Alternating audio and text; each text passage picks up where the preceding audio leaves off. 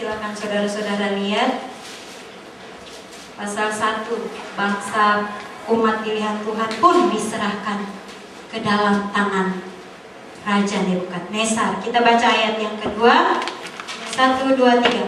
Tuhan menyerahkan Yoyakim Raja Yehuda dan sebagian dari perkakas-perkakas di rumah Allah ke dalam tangannya. Semuanya itu dibawanya ke tanah Sinear, ke dalam rumah dewanya. Perkakas-perkakas itu dibawanya ke dalam perbendaharaan dewanya. Ya. Dalam kedaulatan Allah. Dalam kedaulatan Allah.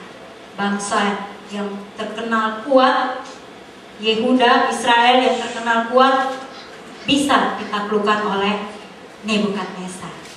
Dan selanjutnya kita lihat lagi dalam ayat yang kedua, ketika dia mentahbiskan patung emas yang dia dirikan, siapa saja undangannya? Mari kita baca bersama-sama. Lalu Raja Nebukadnezar, pasal 3 ayat yang kedua, 1, 2, 3.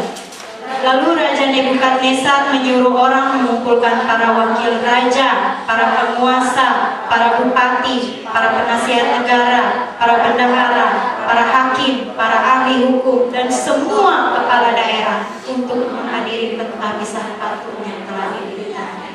Yang luar biasa ya. Ini dia benar-benar orang penting. Dan kemudian satu bagian lagi, Daniel pasal yang keempat, ayat yang ke-30. Ini Nebukadnezar sendiri, dia bilang, kita baca sama-sama. Berkatalah raja, bukankah itu Babel yang besar itu, yang dengan kekuatan kuasaku dan untuk kemuliaan kebesaranku telah kubangun menjadi kota kerajaan? Dari ayat yang ke-30 ini kita bisa lihat, dia bangga ya saudara. Dia bangga lihat negerinya besar. Wah, ini dia Babel. Ini dia negeri yang aku pimpin. Ada timbul kebanggaan di dalam hatinya. Ya saudara-saudara, memang orang yang berada pada posisi yang tinggi, khususnya Raja Nebukadnezar ini, pasti pada akhirnya akan cenderung untuk merasa bangga, merasa kagum bila pekerjaannya berhasil dengan baik. Ya. Dan kemudian karena perasaan dirinya kagum terhadap apa yang dia buat, sehingga ia mendirikan bagi dirinya sendiri patung. Ya saudara-saudara, ini karena perasaan yang timbul, tumbuh di dalam hatinya, rasa kagum terhadap diri sendiri. Nah saudara-saudara, ini adalah hasrat manusia, sangat manusiawi. Semua manusia ada hasrat untuk menjadi yang utama. Saya tidak bilang menjadi nomor 1, tapi menjadi yang utama. Sekarang kalau saudara di pojokan di tempat pekerjaan, dikucilkan di tempat pekerjaan, siapa yang tersedia? Pasti tidak ada. Tidak seorang pun yang mau berada di bawah. Tidak ada orang yang mau ditekan. Semua manusia punya hasrat. Aku ingin jadi pemenang, ingin lebih dari pemenang. Ya. Hasrat di dalam diri manusia ingin menjadi yang utama. Dan bila kondisinya memungkinkan, Raja Nebukadnezar ini dia kondisinya memungkinkan ya saudara. Ya, dia ada di atas, di puncak pimpinan, mengepalai banyak bangsa-bangsa jajahan. Dia punya potensi, dia bisa bangga terhadap dirinya. Saudara-saudara, tidak harus kita berada di puncak pimpinannya. Kadang-kadang kita berada di posisi kita yang biasa-biasa, tapi ketika kita selesai melakukan sesuatu, ada timbul rasa bangga di dalam diri kita.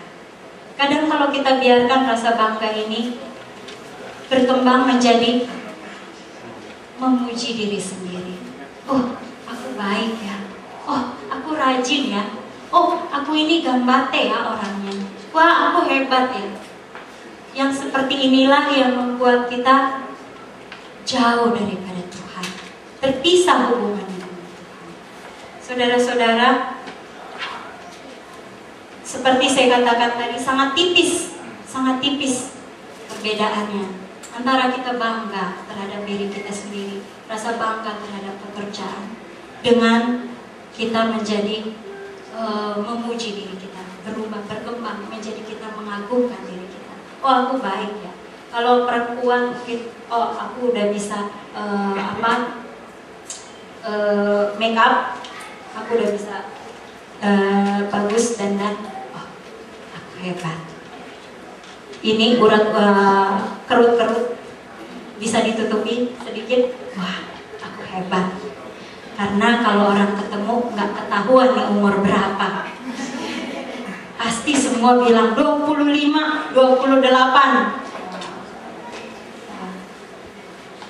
Kadang kita merasa bangga terhadap sesuatu yang kita berhasil kita kerjakan. Jadi harus hati-hati tentang hal itu. Nah, saudara-saudara, kemudian kembali berbicara mengenai idolatri. Kalau dulu patung, kemudian tadi seperti di pendahuluan saya katakan bahas tentang Facebook atau Twitter ya. Zaman sekarang ini berkembang. Dulu seorang pembesar bila ingin merekam dirinya seperti Nebukadnezar, dia membuat bagi dirinya patung. Nggak cuma Nebukadnezar, Kaisar, Nero, kemudian siapa pemimpin-pemimpinnya, kemudian Presiden Amerika juga diabadikan wajahnya ya, Lincoln ya, berkembang supaya orang-orang di generasi seterusnya bisa melihat, oh ini orang yang namanya Presiden Abraham Lincoln dulu diabadikan dengan patung. Nah, sekarang berkembang, sudah ada foto, ada video, gampang sekali ya. Kita orang yang biasa juga kepingin dong diabadikan, nggak cuma pemimpin diabadikan dibikin patungnya, kita juga pingin diabadikan di foto, kalau nggak direkam. Orang tua yang bangga sama anak-anaknya, aku rekam dulu anakku, udah bisa jalan, direkam. Nah, hal-hal yang seperti ini kelihatannya sederhana. Saya mendapat pelajaran yang berharga tentang ini ya, mengabadikan foto atau video. Jadi beberapa waktu yang lalu handphone kami yang lama rusak. Di rumah antara saya dengan bapak yang paling suka foto atau rekam anak-anak itu saya. Saya tidak mau kehilangan setiap momen berharga dalam kehidupan mereka.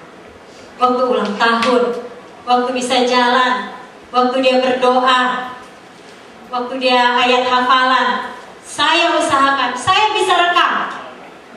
Walaupun bukan untuk dipublikasikan ya, ini lihat loh anakku hebat.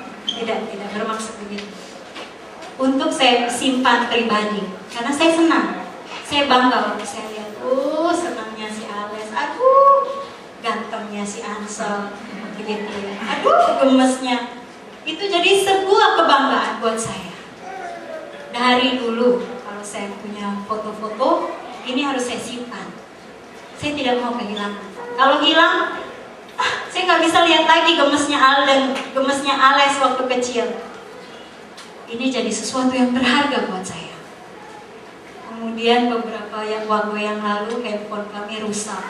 Dan kami tidak simpan di dalam chip itu, tidak disimpan dalam memory card, disimpan di dalam handphone. Jadi begitu handphone itu mati, semua foto-foto masa lalu hilang lenyap. Hatiku pun hancur dulu lenyap. Ya, saudara-saudara, waktu itu apa yang saya lakukan? Tuhan sungguh mengajari saya.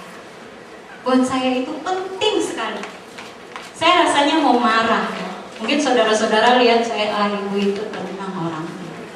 Anteng, jangan salah. Orang anteng kalau marah galak.